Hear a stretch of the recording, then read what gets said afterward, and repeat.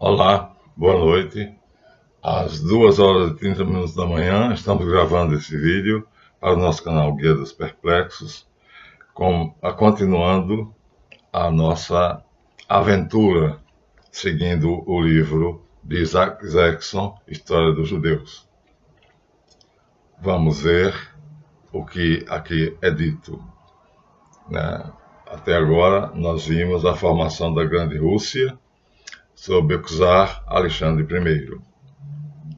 É o ponto onde nós paramos no último vídeo. Mas, antes de continuar esse livro a partir daí, desse vídeo, vamos agradecer mais uma vez pelo depósito em Pix, pela contribuição dos alunos que espontaneamente aceitaram nossos vídeos como videoaulas e por aqueles que se matricularam no nosso curso Colégio dos Magos Caldeus.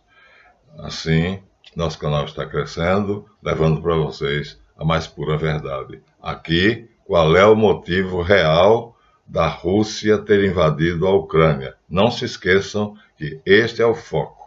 O que nós estamos contando é como tudo levou a isto. Não percam isso de vista. Vamos então ao nosso livro. Recomeçamos a partir daqui. Então, a Rússia, o Império Russo, disputa com o Império Austro-Húngaro e com o Império Prussiano a Polônia, que inicialmente era um estado independente. Como a Polônia apoiou Napoleão Bonaparte, então, em 1815, nós já vimos, como castigo, a Polônia foi anexada à Rússia e o Império Russo cresceu e agora a Rússia se torna a Grande Rússia. O czar se chama Nicolau Alexandre I. Alexandre I, então, é quem começa a odisseia que vai terminar no fim do czarismo, né? É ele, então, que goza do privilégio de ver a Rússia engrandecida, né? De simples Império Russo se torna a Grande Rússia e vai ser uma potência fabulosa, né? Não encontramos aqui facilmente o mapa, mas nós já mostramos a vocês antes nos livros. Então, estamos aqui, a Rússia, o Império Russo ganha, o Império Prussiano não recebe quase nada, apenas uma republiqueta, e o Império Austro-Húngaro se divide em dois estados diferentes, Áustria e Hungria. Então, sob o czar Alexandre I. Czar ou czar, tanto faz. Aqui ele diz: esse czar pretendia russificar todas as minorias, principalmente a judia. Porém, os judeus não concordavam com esses projetos. Prefeririam morrer a renunciar aos seus costumes, cultura e religião. Começa agora a guerra entre os czares e os judeus. Alexandre I, olha, página 47, apenas estou lendo, do livro de Isaac Zexon, História dos Judeus. Então começa um problema, a guerra entre judeus e o czarismo. Alexandre I, herdeiro da Grande Rússia, aquele sob o qual a Rússia se torna a Grande Rússia, foi sucedido em 1805 por seu irmão Nicolau I, que sufocou o primeiro movimento destinado a estabelecer um regime que desse uma constituição ao país. Então, Alexandre I, czar que fez da Rússia a Grande Rússia, morreu e foi sucedido em 1825, 10 anos depois de ter engrandecido a Rússia, pelo seu irmão Nicolau I. Foi um terrível reacionário, Nicolau I. Então, Alexandre I, passamos para Nicolau I. Vamos ver a sucessão dos czares. Promoveu a expulsão dos judeus de todas as localidades onde se haviam estabelecido. Depois que Alexandre I abolira o decreto da área restrita de residências, foram brutalmente enxotados dos distritos de Grodno, das costas do Mar Báltico e do Mar Negro e das numerosas colônias agrícolas que haviam fundado na província de Kiev. Começa a luta. O czarismo contra o judaísmo. Então, aqui de Alexandre I para Nicolau I. A guerra vai continuar. Vamos. Desculpem. Vamos ver. Página seguinte, 48. Nicolau I faleceu. Dizem que suicidou-se. Em 1855, durante a desastrosa Guerra da Crimeia.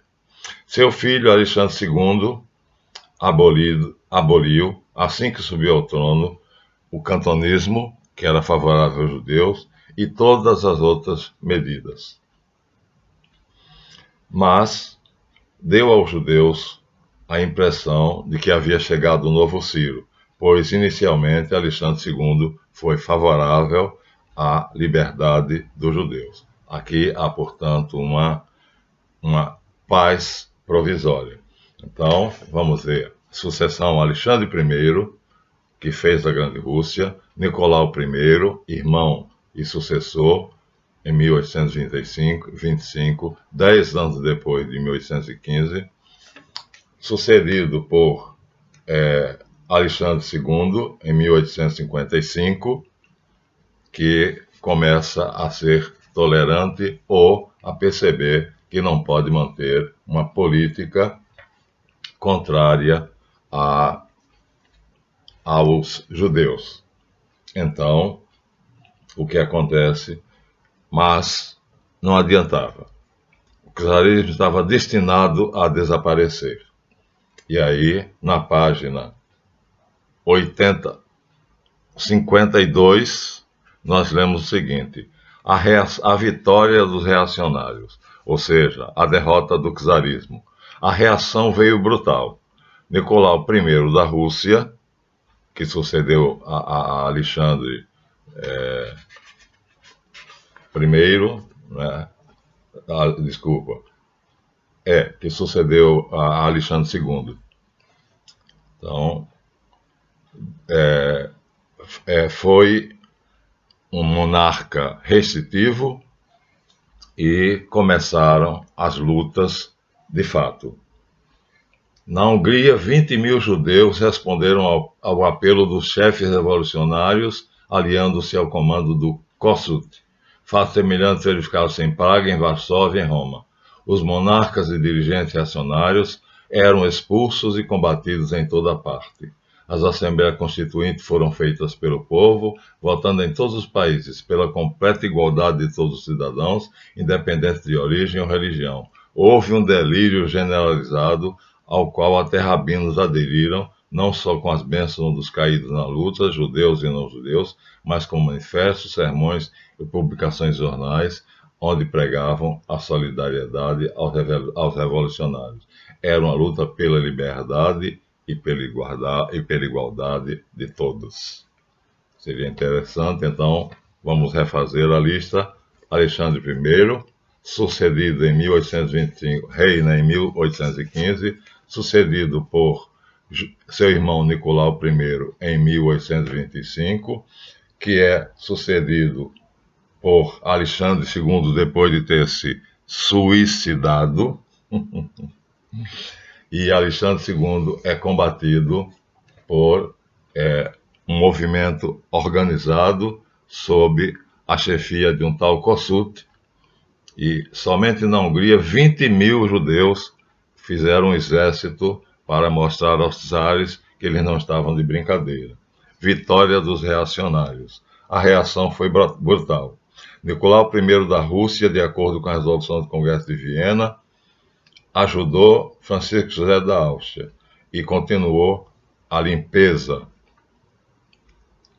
da Rússia, fazendo com que os exércitos austríacos que ajudaram a ele entrassem na Áustria ensanguentada. Na França, a reação também saiu vitoriosa. Uma tropa desses países, ajudada pelo Papa Pio IX, a esmagar o movimento liberal em Roma, terminou sendo derrotada. Em toda parte se desencadeou a perseguição aos liberais, mas eles terminariam ganhando. Vitória do liberalismo. Na Inglaterra, após ser concedida a igualdade política aos católicos, a medida foi estendida aos judeus. Em 1858, Davi Salomão e Lionel Rothschild foram eleitos para a Câmara dos Comuns e ocuparam seus cargos sem serem obrigados a se transformarem em cristãos. Vamos continuar. A Revolução Industrial é o próximo passo. Quem é que é responsável? Bem, a força que está por trás da revolução faz mais uma revolução. Aqui entra Marx, que profetiza que o movimento industrial vai ser a destruição do czarismo, porque pela profecia dele, uma vez que são tornados operários, e ao saberem que tem um chefe, Kossuth, então os operários se unirão por uma causa comum, a libertação. E aí a Revolução Industrial, então, tem um objetivo. Não é simplesmente tornar o mundo industrializado. É fazer com que surja um partido internacional, o proletariado, que é assim que Marx chama, para fazer uma revolução contra o czarismo opressor. Vamos ver a continuação dos czares.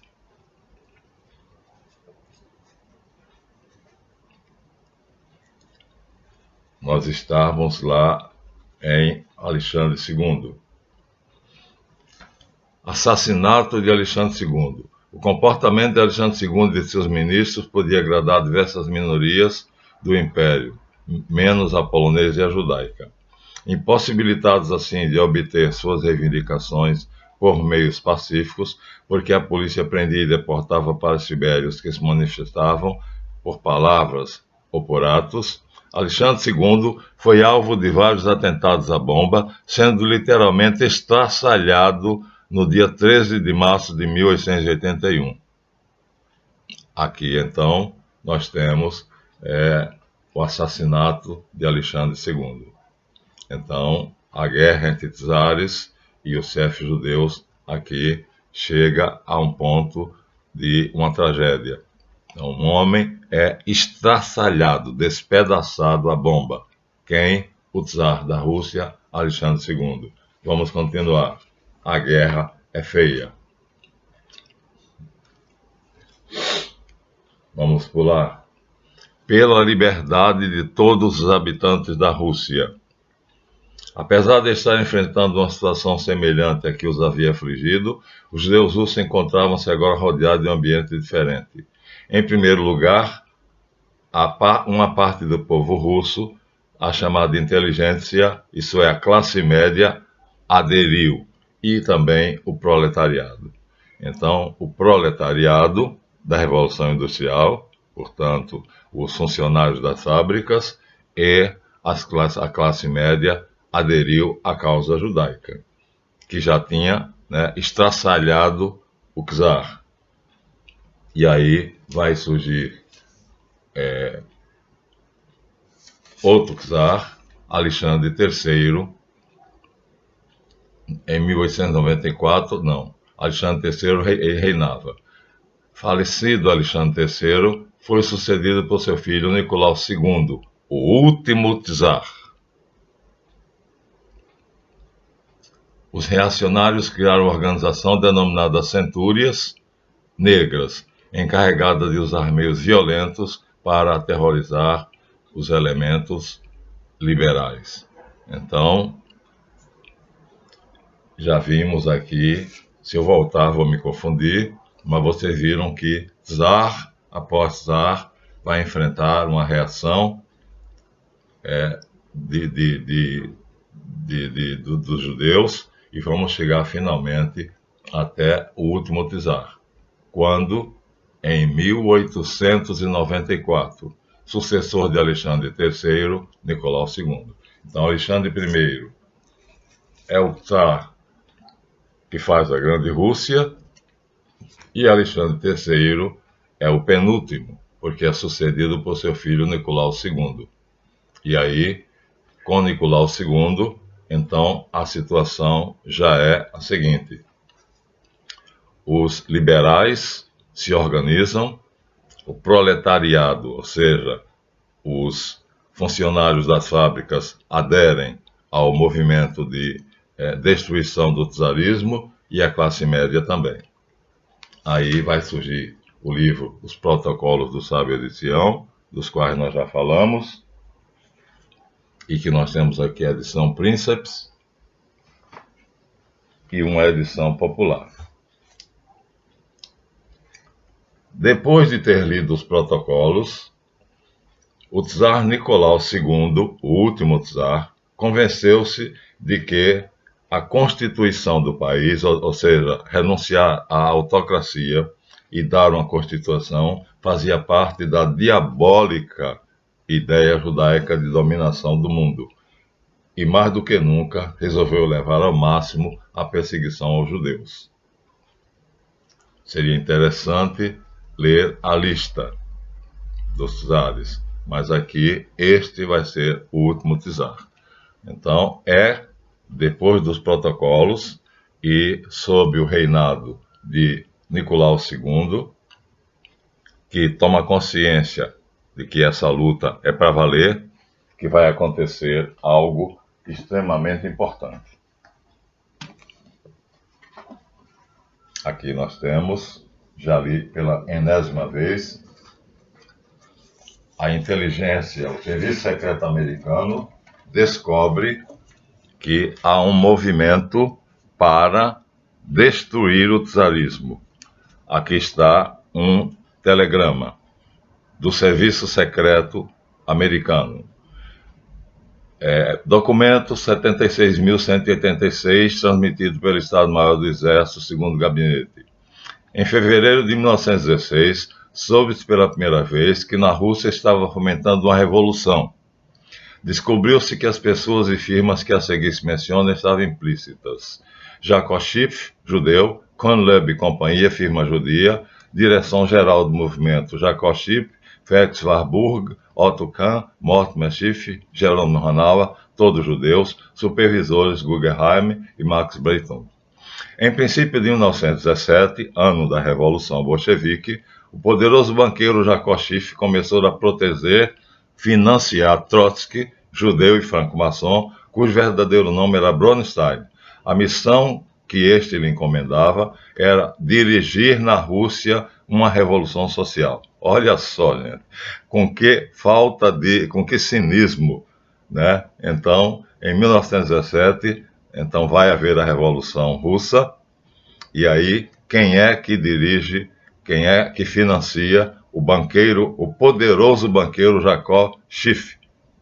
Portanto, é com o seu dinheiro, mas também com os banqueiros Felix Warburg, Otto Kahn, Mortimer Schiff, irmão do Jacob Schiff, Jerônimo II, Guggenheim, Max Breitung.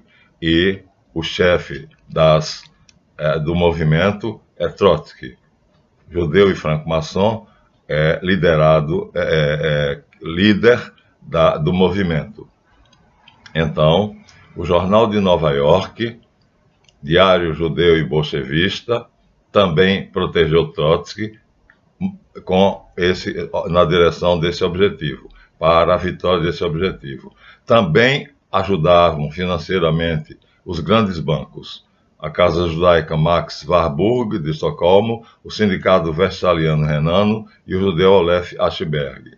O Banco Nie Banken de Estocolmo e Životovsky, judeu, cuja filha se casou com Trotsky, e deste modo se estabeleceram as relações entre milionários judeus e judeus proletários. O casamento de Trotsky, ou seja, Bronstein, com um banqueiro que é chamado Olaf Ashberg, dono do Nie Bank de Estocolmo.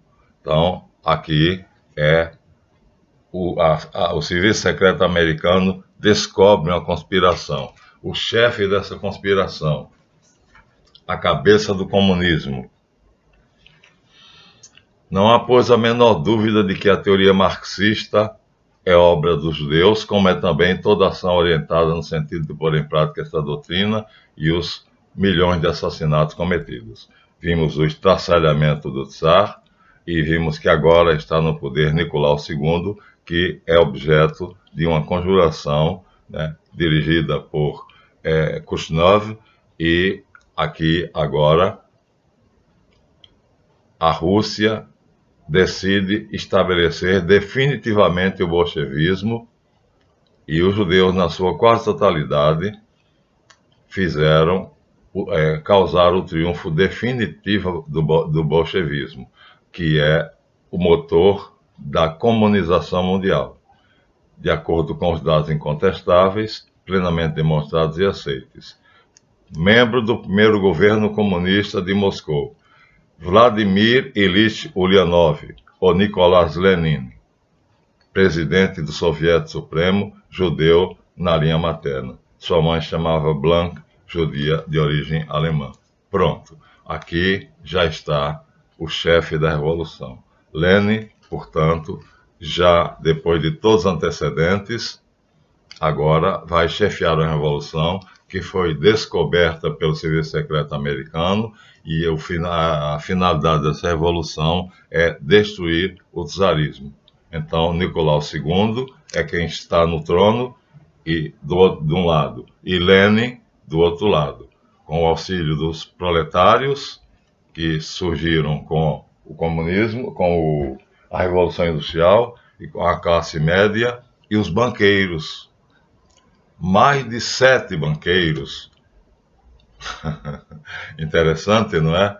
Que o capitalismo vai financiar o bolchevismo para criar o comunismo na Rússia. Para quê? Para retomar depois os países que foram agregados aqui.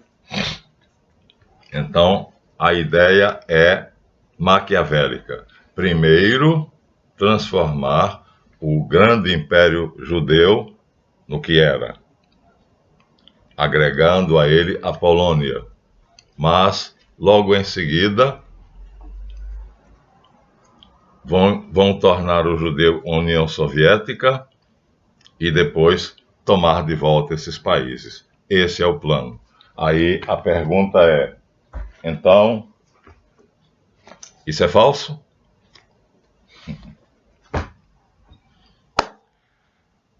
Vamos ficar aqui aos 23 minutos, então, vendo a situação.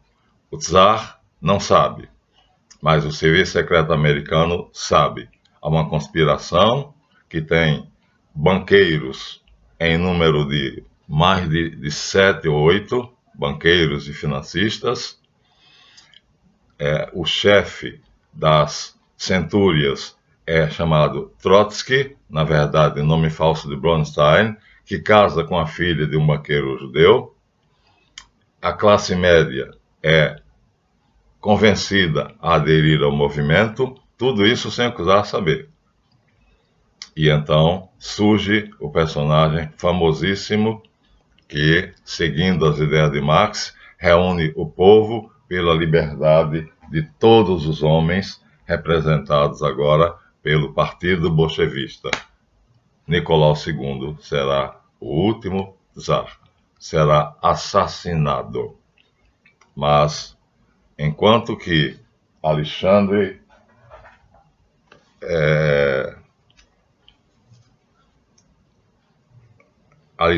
Nicolau I foi estraçalhado né, por uma bomba, Nicolau II não sofrerá esse fim. Ele não sofrerá esse fim. então ele não será apenas assassinado, ele não será apenas estraçalhado. Vamos deixar para o próximo vídeo, então, o final do czarismo. Será o nome do próximo. Então, veja, o livro é judeu, estamos tirando dele a sucessão de czares, Alexandre I, 1815, a Grande Rússia, sucedido por seu irmão Nicolau I, que expulsa os judeus de todas as localidades e foi reacionário, que depois suicidou-se e é sucedido por Alexandre II. Alexandre II, por sua vez, vai sofrer uma reação, uma revolução muito grande em direção à democracia e para destruir o Império Russo, tomar de volta aquelas terras que lhes foram dadas. Então, Nicolau I, então, é quem vai ser o objeto do ódio dos revolucionários em 1848. Depois dele, nós temos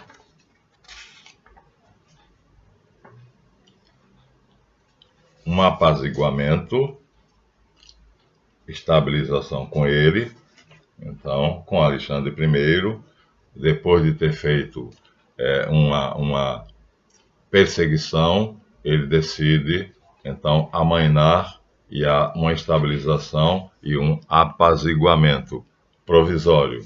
Por quê? Porque o movimento da Revolução está a todo plano. Então, funda-se várias instituições para unir a Aliança Universal, a B'nai B'rith, Aliança Israelita Universelle, então é fundada na França, a Revolução Industrial para unir os proletários, os burgueses, a burguesia é convencida de que o czarismo sem uma constituição não serve, e então vamos chegar ao assassinato de Alexandre II, sucessor, portanto, de Nicolau I ou II, já perdi, deixa para lá, né? Que foi estraçalhado a bomba e que é sucedido por Nicolau II. Com Nicolau II, a revolução já está totalmente armada. Vladimir Lenin, na verdade Vladimir Ulyanovich, é o grande chefe do movimento, que tem o apoio agora internacional. A organização anti-czarista, anti-russa, se torna um movimento forte, internacional, com sede em Nova York, e o cabeça, que era Karl Marx, teoricamente, tem como seu agente Vladimir Ulyanovich Lenin. No plano internacional. No plano nacional, dentro da Rússia, Trotsky, que é o nome falso de Bronstein, casa-se com a filha de um banqueiro judeu, e aí há a perfeita aliança, total aliança, entre capitalistas e os judeus. Os capitalistas todos são judeus. Seria besteira dizer entre os capitalistas e os judeus. Mas forma-se então vamos dizer assim, uma família, né? Com o casamento de Trotsky com a filha de um banqueiro judeu, então fica mais forte os laços. Mas nós já vimos que o telegrama deixa claro que pelo menos 7 ou 8 firmas judaicas, todas elas financistas, capitalistas, banqueiros, estão por trás da revolução. O principal financista é Jacob Schiff, braço direito do judeu Rothschild, que aparece ali, né, um deles, mas não é o que aparece ali, que é um parlamentar. o que está por trás de tudo não é ele, né? Então, é Montefiore. Então, vamos encerrar aos 30 minutos, mostrando como foi acirrada a tomada da Rússia, a fim de que as republiquetas que foram anexadas à Rússia, formando a Grande Rússia, passassem pelo regime soviético para depois serem tomadas pela OTAN, pela futura OTAN. Então, é mentira o que está escrito aqui? Os fatos falam. Bom, fiquemos por aqui e tomara que o vídeo passe. Deem seu like, é importante, vocês não têm lembrado disso. Mãozinha, o Ahavt, como diz Renato Santos, o dedo para cima. Estamos então no último Tsar, vai ser o título desse vídeo. Até o próximo.